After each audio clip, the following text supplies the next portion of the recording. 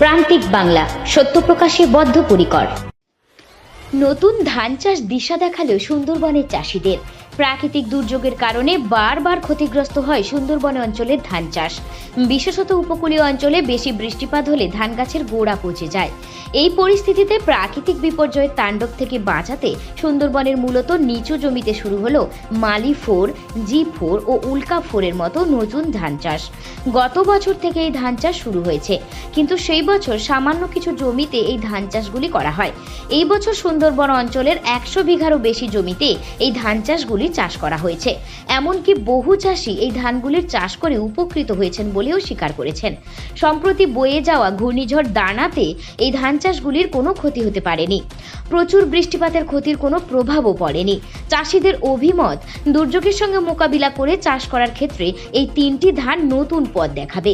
জানা গিয়েছে এই ধান গাছগুলি খুবই শক্ত হয়, বৃষ্টিপাত বেশি হলেও কোনো ক্ষতি হয় না, ঝড়েতেও গাছ নুয়ে পড়ে না। গাছের উচ্চতা হয় 50 থেকে 55 ইঞ্চি।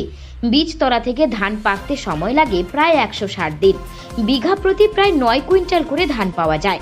সাধারণত শীষ থেকে ধান ঝরে পড়ে না। এই ধানের মুড়ি ও ভাত খুবই সুস্বাদু হয়। এই ধানের চাল মোটা ও সরু নয়, মাঝারি প্রকৃতির হয়। এই ধান গাছগুলিতে সাধারণত খুব একটা রোগও ধরা পড়ে না, তবে মাঝে মধ্যে মাজরা পোকা লাগতে দেখা গিয়েছে। সেক্ষেত্রে সঠিক সময়ে পদক্ষেপ নিলে কোনো সমস্যা হয় না। চিন্তা ভাবনা বলতে এখন ধরো এই মালি-4 বা হচ্ছে মাসরি যেগুলো দাঁড়িয়ে থাকে, আর মালি-4 আর হচ্ছে জি-4 আর হচ্ছে উল্কা-4, এইগুলো এখন স্ট্রং হয়ে দাঁড়িয়ে থাকে, তো যার জন্য আমরা ভালো ধান পাই। মানে এটা মূলত কেন এটা করছেন? এই বর্ষার জন্যে খালা জায়গায় ভালো হয় ধান, প্রাকৃতিক বিপর্যয় থেকে আমরা যার জন্য এগুলো চাষ করি। আগে এই সমস্ত চাষ করে আগে হ্যাঁ, আগে তো অন্য ধান দিয়ে অনেক ক্ষতি হয়েছে। আবার মোটামুটি এই সব নতুন ধান বীজ আসতে এইগুলো মোটামুটি আমাদের লাভ হয়েছে। এখন ফলনও ভালো। মানে আপনার আশেপাশে সব এই চাষই হচ্ছে? হ্যাঁ, এই চাষই হচ্ছে। আপনার লাভবান হচ্ছে? হ্যাঁ। বিধানচন্দ্র রায় কৃষি বিশ্ববিদ্যালয়ের কাকদ্বীপ শাখার গবেষণা কেন্দ্রের ভারপ্রাপ্ত আধিকারিক অধ্যাপক অরুণ কুমার সেনাপতি বলেন, গবেষণা করে দেখা গিয়েছে সুন্দরবন অঞ্চলের নিচু জমির জন্য 4 জাতীয় 3টি ধান খুবই উপযোগী। এই ধানগুলি চাষের ক্ষেত্রে লাভজনক দিকটি সবচেয়ে বেশি। এবছর সুন্দরবন অঞ্চলের বহু চাষিকে এই ধান চাষগুলি করার জন্য উদ্বুদ্ধ করা হয়েছিল। বহু চাষি চাষও করেছেন। আশা করা যায় আগামী বছর আরও বেশি সংখ্যক চাষি এই ধানগুলি চাষ করবেন। এই সুন্দরবন অঞ্চলে যেসব প্রান্তিক চাষিরা আছেন, তারা দীর্ঘদিন ধরে কিছু সমস্যায় পড়ে আছে, যেগুলো যাদের হচ্ছে নিচু জায়গা। তো সেই সব নিচু জায়গার জন্য এখানে উপযুক্ত কোনো জাত ছিল না, বা যেগুলো আছে সেগুলো হচ্ছে বা ঝড়ে পড়ে যাচ্ছে, বা তার ফলনও ভালো হচ্ছে না, বা যে ফলনগুলো হচ্ছে সেই ফলনটা আশানুরূপ হচ্ছে না, এবং রোগ পোকা প্রাদুর্ভাব হচ্ছে।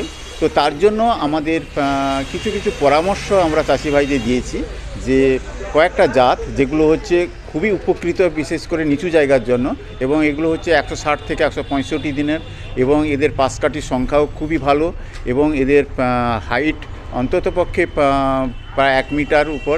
ফলে যে নিচু জায়গা যেসব, ফলে এইসব জাতগুলো খুবই ভালো, এবং এদের রোগ পোকাও খুবই কম। সেই রকম জাতগুলো আমরা চাষি ভাইদের বলেছি, এবং এখানে কয়েকজন চাষি ভাই চাষ করেছেন, এবং তারা এসে আমাদের কাছে যেটা বলেছেন যে হ্যাঁ, সত্যিকারে এই জাতগুলো করলে আমরা উপকৃত হচ্ছি, বা আগামী দিনে যদি কোনো চাষি ভাই চাষ করতে চান, তাহলে এই কয়েকটা জাত যেরকম মালি-4, জিএস-4 বা উল্কা-4, এই 4 জাতীয় যে 3টে জাত, এগুলো কিন্তু আমরা পরামর্শ দিই, এবং ওরা চাষি ভাইরা এইসব ধান চাষ করছে।